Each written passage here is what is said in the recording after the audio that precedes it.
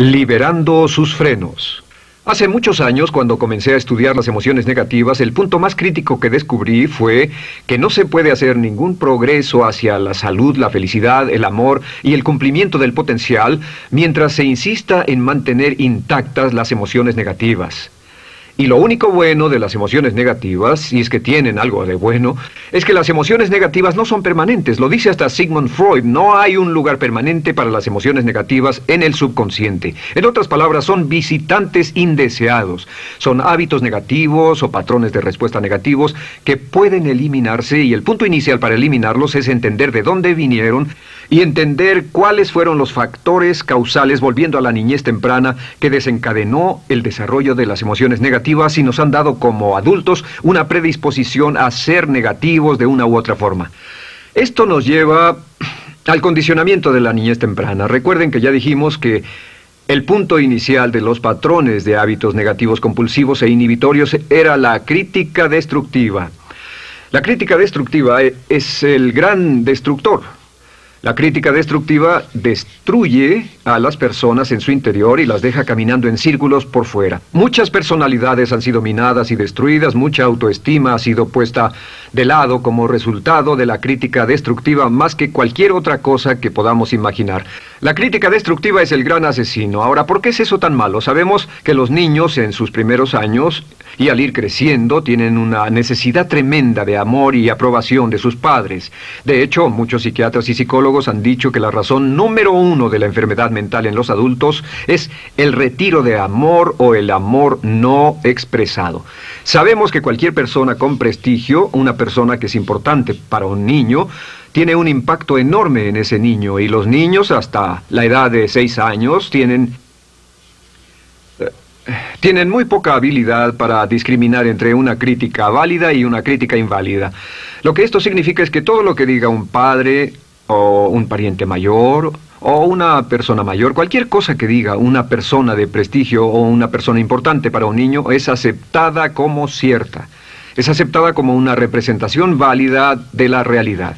Si una madre dice eres un niño malo, o si un papá dice eres flojo, si alguien dice no eres dependiente, o si alguien dice que somos estúpidos o tontos o feos, el niño no tiene capacidad alguna para discriminar entre lo válido y lo no válido. Ese niño acepta eso como una verdadera representación de la realidad. Va más allá de la mente consciente, va directamente al subconsciente y ahí se queda. Muchos de nosotros como adultos aún estamos viviendo en base a la información negativa que recibimos cuando éramos niños. Y después como adultos, ¿qué decimos? Pues decimos así es como soy, o siempre he sido así, o algunas personas dirán, pues es de familia, tu padre era así, los hijos son así, tu madre era así, etc. ¿De dónde viene? Nada de estas cosas es de familia. Por ejemplo, cuando estaba creciendo, mis padres habían sufrido la depresión y la depresión les produjo un impacto enorme.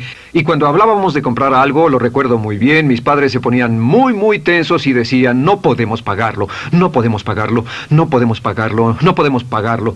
Tenían una mentalidad de carencia, esta mentalidad de no podemos pagarlo toda su vida. Y luego yo crecí y aunque nunca he experimentado la depresión, y la mayoría de ustedes, 10, 20, 30, 40 años después, aún estamos diciendo, no puedo pagarlo, no puedo pagarlo, no puedo pagarlo. Aún tomamos como base esas frases críticas, esas frases emocionales que usaban nuestros padres. Tal vez sus padres les decían como mi padre me decía a mí una y otra vez, nunca acabas lo que empiezas, nunca acabas lo que empiezas. Nunca acabas lo que empiezas. Eres un flojo, nunca acabas lo que empiezas. Y cuando fui adulto tuve muchos problemas para acabar lo que empezaba. Al acercarme al final de la tarea, comenzaba a sentirme ansioso y buscaba cualquier excusa por posponerla o retrasarla. El segundo factor que nos predispone a emociones negativas es la falta de amor.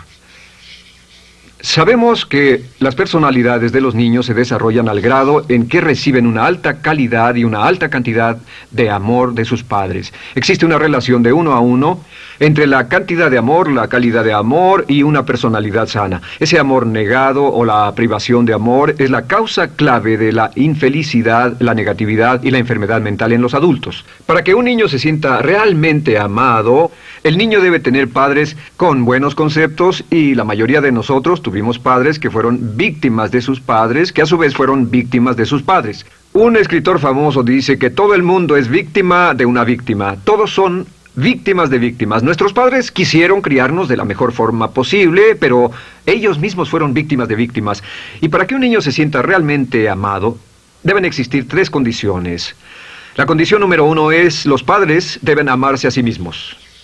Los padres deben amarse a sí mismos. Recuerden, nunca le podrán dar más amor a otros que el que sienten por sí mismos. Si no se aman a sí mismos, no pueden amar a sus hijos. Si tienen un poco de amor por sí mismos, deben difundirlo en sus hijos. Si tienen poco amor por sí mismos y es absorbido por sus esposos, entonces, a veces, aunque deseen amar a sus hijos, no tienen amor que darles. Sus padres querían amarlos y en muchos casos no tenían amor para darles. Y eso es porque nunca lo recibieron cuando crecieron.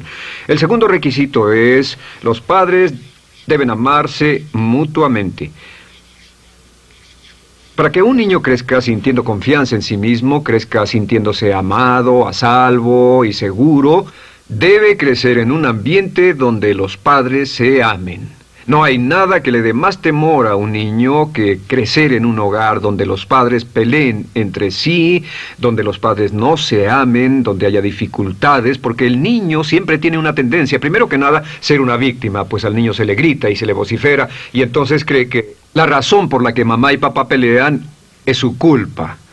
Ahora, una investigación interesante: como hay muchas familias de un solo padre, la investigación interesante muestra que cuando uno de los padres se va como resultado de una separación o un divorcio, los niños que quedan invariablemente están convencidos de que la razón por la que el otro padre se fue se debió a algo que él hizo.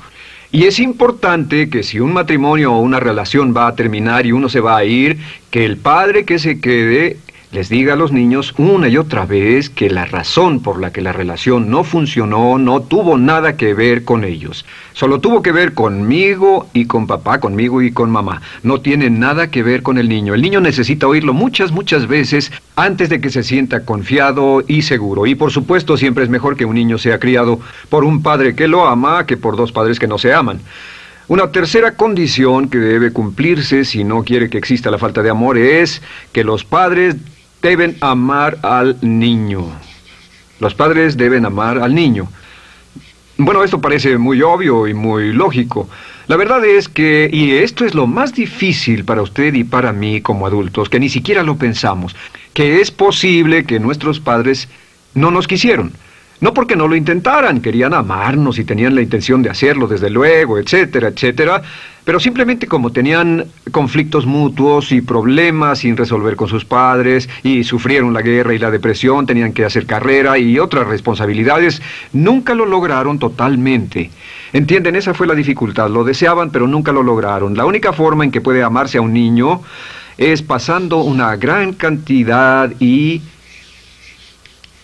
calidad de tiempo con el niño.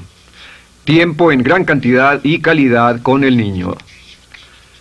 10 minutos al día no bastan. Los niños se consideran valiosos según el grado en que las personas más importantes en su vida pasen tiempo con ellos. Si las personas más importantes en su vida, sus padres, solo pasan poco tiempo con ellos, los niños concluyen que la razón para ello es que tienen muchos defectos, que hay algo esencialmente malo en ellos y que por eso sus padres no pasan más tiempo con ellos. Los niños no piensan con la razón, lo hacen en forma emocional. Solo piensan: mi padre está aquí, me ama, y si no pasa tiempo conmigo, él o ella no me aman. Y si cualquiera de esas 3 condiciones existió o más cuando estaba creciendo, los padres no se amaban a sí mismos, o no se amaban mutuamente, o tal vez no lo amaban porque nunca lo lograron, aunque querían, entonces usted debe haber crecido en conjunción con la crítica destructiva que se llama culpa.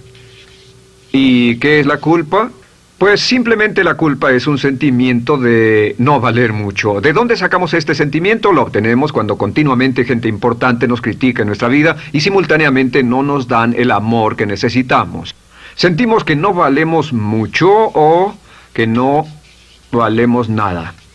Y un sentimiento de culpa nos lleva a un sentimiento de falta de mérito, falta de valor y culpa.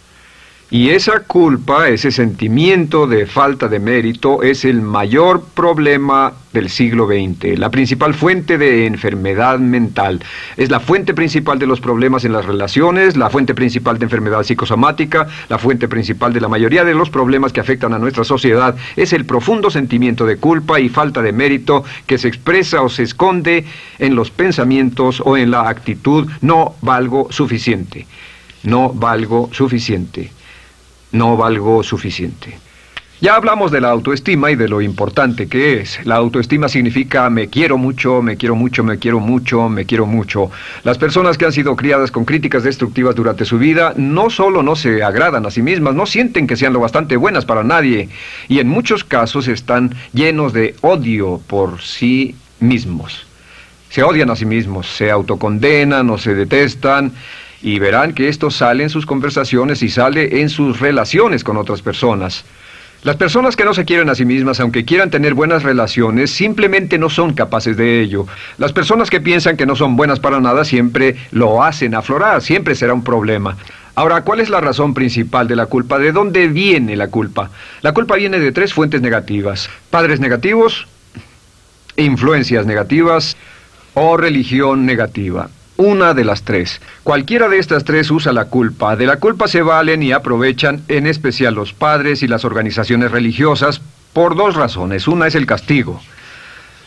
La culpa se usa para castigarnos.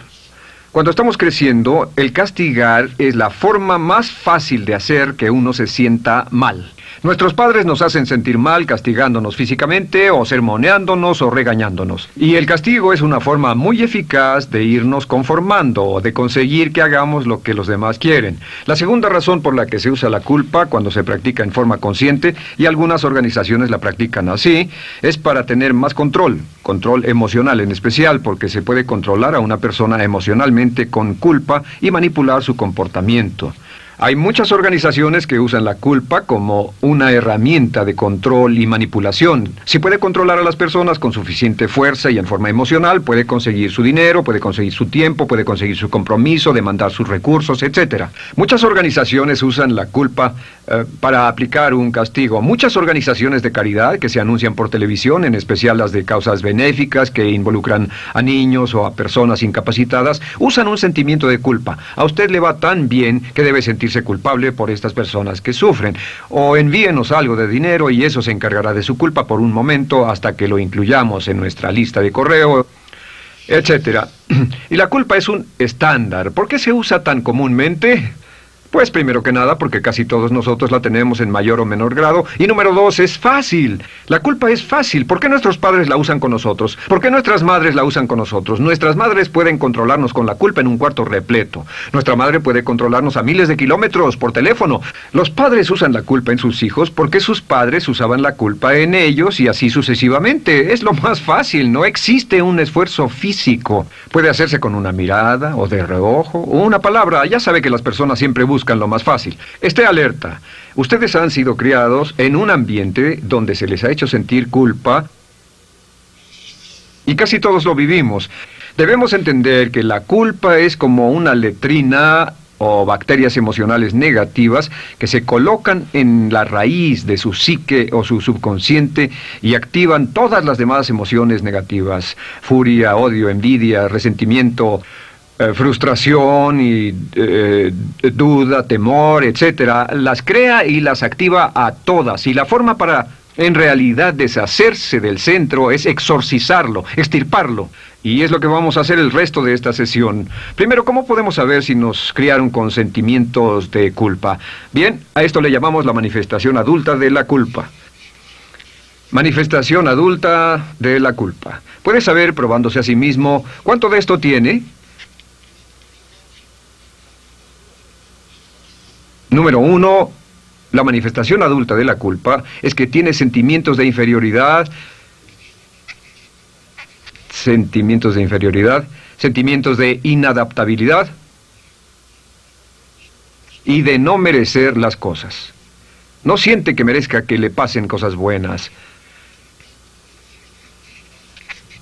Si una persona ha sido criada con crítica destructiva y se le hace sentir culpa, entonces cuando logra éxito, aún con un tremendo esfuerzo, tiene una tendencia terrible de sentir que no se lo merece. A esto se le llama, por cierto, temor al éxito.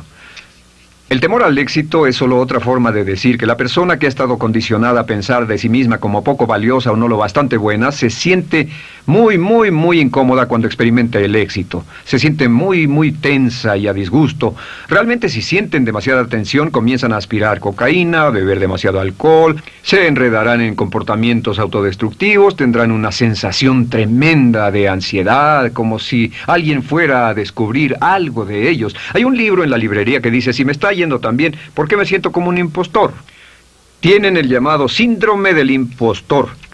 ¿Alguna vez ha tenido éxito en algo y la gente ha ido a usted a decirle, vaya, hiciste un excelente trabajo, o eso es maravilloso, aunque haya sido muy duro para usted, y sintió que los demás iban a descubrir, siente como que, es decir, que iban a descubrir que realmente no es bueno, que solo fue un fraude, solo un accidente, y por supuesto es lo que dice, fue coincidencia, fue un accidente, la verdad, no sé ni cómo lo hice. Hacen todo lo posible por huir de ese sentimiento de inferioridad y de no merecer las cosas. Estén muy alertas.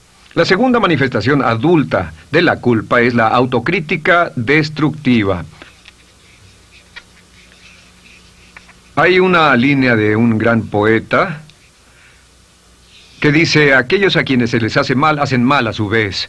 Los niños a muy temprana edad, a veces a la edad de 2 o 3 años, comienzan a menospreciarse, se desgarran, hasta se golpean y se castigan físicamente si se les critica demasiado.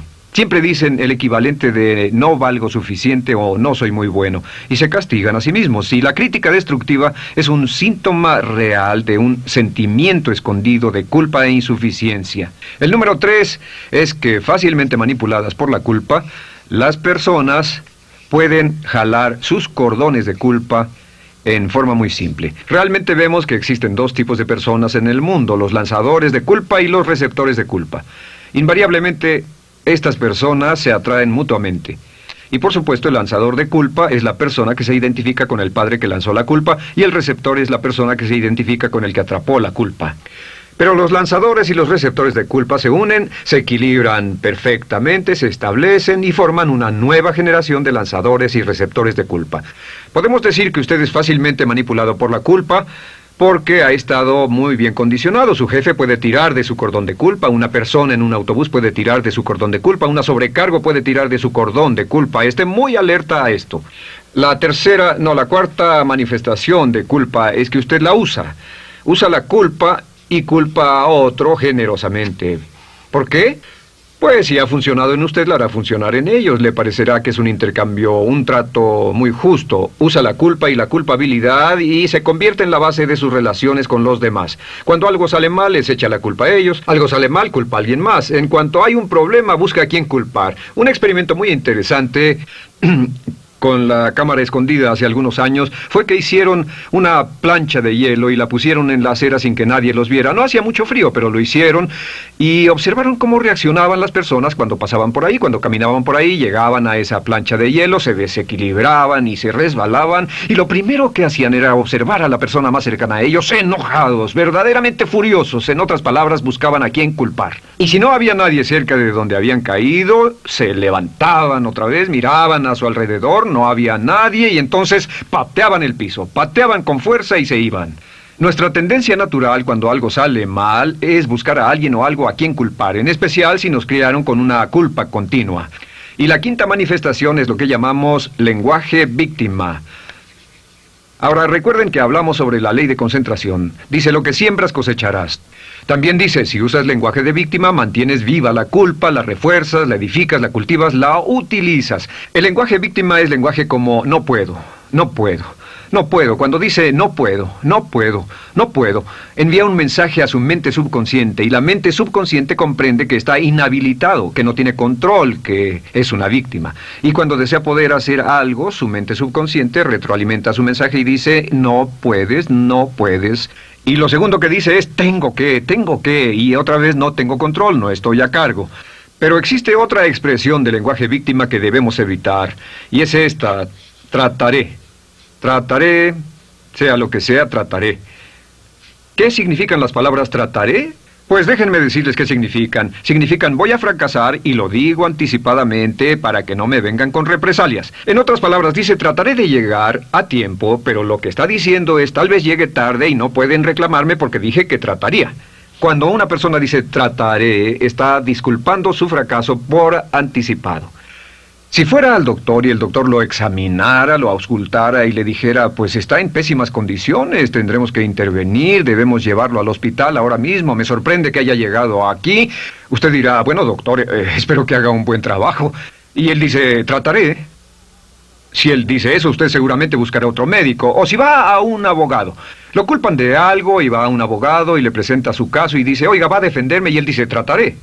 ¿Qué está diciendo? Está diciendo, escuche, he estudiado el caso y por lo que veo no hay mucha esperanza, pero lo tomaré de todos modos. Trataré son los que tratan de conseguir que les pague por anticipado. Otro juego de palabras que no debe usar. Por cierto, con respecto a trataré, lo que debe decir es lo haré o no lo haré. No trataré. Si alguna vez en nuestro negocio, tenemos un negocio muy activo, si llamamos a alguien y le pedimos alguna cosa o algún trabajo y dice trataré de conseguirlo para el viernes o trataré de terminarlo a tiempo, al instante sabemos que lo que quiere decir es que quiere sentirse libre, no comprometerse. Así que nunca dejamos que nadie se vaya con un trataré, debe ser hecho o no, y queremos obtener una seguridad. Si hace falta, nosotros lo hacemos. Cuando dicen trataré, lo que están haciendo es que se están lavando las manos. Esté alerta, la otra palabra es desearía. Dicen que un deseo es una esperanza o una meta sin energía detrás. Desearía. ¿Qué significa un deseo? Desearía significa que me gustaría tener algo, pero sé que nunca lo podré tener. Cuando dice desearía bajar de peso, ¿qué significa? Las palabras no dichas son, pero sé que no puedo. ¿Por qué no? Por las excusas que tiene y el metabolismo que tiene y los problemas, etcétera. Siempre hay razones por qué debe salir, etcétera. Desearía dejar de fumar, desearía estar en forma. Desearía, desearía, desearía. Cuando usa la palabra desearía, le muestra al subconsciente que esto es algo que no cree que le sea posible lograr o adquirir. Entonces el subconsciente descarta completamente esto como meta y no le da energía, ni motivación, ni impulso, ni deseo de lograrlo. Así que esté muy alerta al lenguaje víctima. Esté alerta a la expresión sí, pero. O lo haría, sí, pero. Alguien le dice, haga esto, y usted dice, sí, pero. La palabra pero, por cierto, es el gran borrador. Si una persona le dice, podría incrementar sus ingresos o incrementar su rendimiento, ser una persona mejor o más feliz o bajar de peso o lo que sea, no importa. Y usted dice, sí, pero. Lo que está diciendo es que está borrando toda la aseveración que ha dicho antes. Manda un mensaje a su subconsciente que dice, no hay posibilidad. Y no hace esfuerzo, no otorga energía, no ejerce capacidad alguna hacia el logro de esa meta. Y las personas que han sido criadas con culpa tienen 5 cualidades o 5 manifestaciones de adultos. Una es que se sienten inferiores, se sienten inadecuadas, sienten que no merecen que les pasen cosas buenas. Estén muy alertas a eso. El número 2... se autocompadecen continuamente, usan la autocrítica destructiva. El número 3, usan la culpa y la culpabilidad en ellos y en otros. El número 4, son manipuladas por la culpa. Y número 5, usan lenguaje víctima. Así que, ¿cómo nos deshacemos de la culpa? ¿No es sorprendente cómo se aclara esto? Este pizarrón, todo se borra. Tengo una varita mágica cuando me voy a sentar al escritorio. Entonces, ¿cómo nos deshacemos de la culpa? Para deshacerse de la culpa...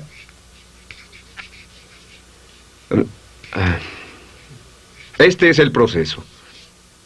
Tiene algunos pasos importantes. Número 1, el primero de la lista, elimine la autocrítica. Elimine la crítica autodestructiva. En otras palabras, nunca diga nada destructivamente crítico de usted mismo. No lo diga. Esta es la regla básica. El subconsciente acepta lo que diga usted como cierto, como un mandato. Así que no diga nada de sí mismo que no desee sinceramente que sea cierto.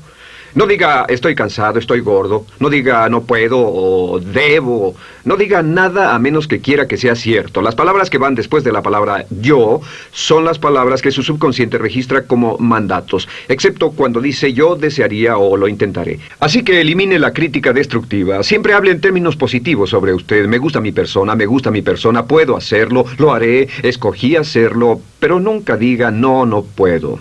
Número 2 es no dejarse manejar por la culpa. Rehúse ser manejado por la culpa. Porque cada vez que le permita a alguien que lo manipule por la culpa, ¿sabe qué pasa?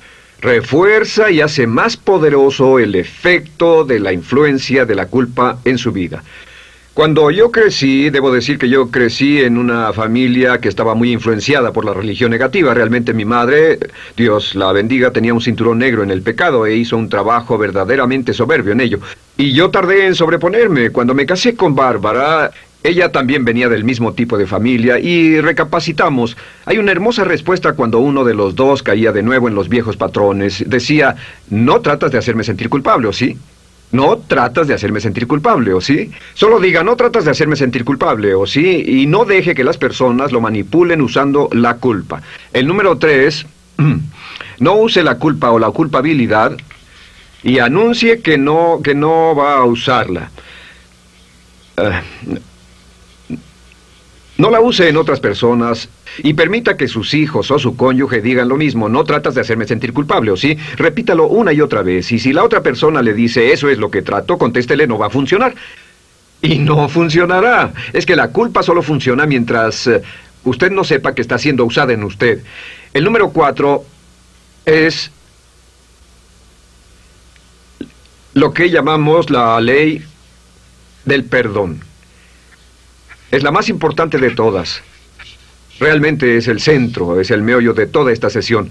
La ley del perdón simplemente dice que usted está sano mentalmente hasta el grado en que pueda perdonar libremente y olvidar las ofensas. Que su habilidad para perdonar a los demás es la clave que determina su felicidad y su éxito en la vida. Su habilidad para perdonar a los demás es la única forma de eliminar la culpa. Su disponibilidad para perdonar a los demás y olvidar ofensas es el determinante más importante de si usted está o no totalmente integrado y es un adulto que funciona como ser humano. Porque la tendencia de culpar y de guardar rencores es una tendencia patológica infantil que la poseen todas las personas que están enfermas mentalmente. La habilidad para olvidar, para perdonar libremente, es la marca del ser humano realmente iluminado. Ahora, acepte eso como real. Hay 4 personas a las que debe perdonar. Número 1, perdone a sus padres. Perdone a sus padres por todo lo que le hayan hecho para herirlo. La mayoría de nuestras investigaciones muestran que casi todos nuestros problemas como adultos se remontan a no estar dispuestos o no poder perdonar a nuestros padres por algo que hicieron que nos hirió. Perdónelos un 100%, escríbales, llámeles por teléfono, dígales, o cuando menos perdónelos en su corazón, pero perdone a sus padres. Número 2, perdone a los otros. Perdone a todos los demás. Perdone a todos los que lo hayan herido de algún modo, por cualquier cosa, y déjelo así. Ahora, hay muchos que dicen no puedo perdonar a esa persona por lo terrible que me hizo. Pero recuerde esto, el perdón es perfectamente egoísta. El perdón no tiene nada que ver con la otra persona, solo tiene que ver con su paz mental y con su propia integridad mental. Número 3, perdónese a sí mismo. Perdónese por todas las cosas débiles, tontas, insensatas y estúpidas que haya hecho, porque todas las personas han hecho cosas tontas, insensatas, estúpidas y ridículas, pero perdónese en un 100%. Y finalmente, la última parte de esto, si ha hecho algo que hirió a alguna persona, vaya a disculparse. Es sorprendente el hecho de vidas que se arruinan año tras año por personas que no tienen la fortaleza intestinal, las agallas y el valor para decir lo lamento. Una de las cosas más importantes es desarrollar carácter hasta el grado en el cual hacemos las cosas que son muy difíciles para nosotros, hasta el grado en el cual hacemos las cosas que sabemos que están bien, aunque sean difíciles, en especial cuando son difíciles emocionalmente. Y la clave para deshacerse de la culpa, la clave para ser una persona total y completamente positiva, es perdonar a los demás. Perdone a las personas con quienes ha sostenido una relación. Perdone a sus jefes anteriores. Perdone a los amigos que lo han herido. Perdone las inversiones que estuvieron equivocadas. Perdone a los jefes que lo despidieron. Perdone a sus padres. Perdone a todo el mundo. Desarrolle una actitud hacia la vida con la que rehúsa guardarle rencor a los demás. Solo repita una y otra vez: los perdono a él o a ella por todo. Los perdono por todo. Los perdono por todo. Y eso es todo. La clave para librarse de las emociones negativas es rehusarse totalmente a continuar con cualquier situación negativa. No olvide que es un acto muy egoísta y será tan egoísta como usted quiera. El acto del perdón lo libera y libera a la otra persona y le garantiza que se moverá rápidamente hacia el cumplimiento de su potencial. Para tener éxito, una mujer debe ser mejor en su trabajo que un hombre. Golda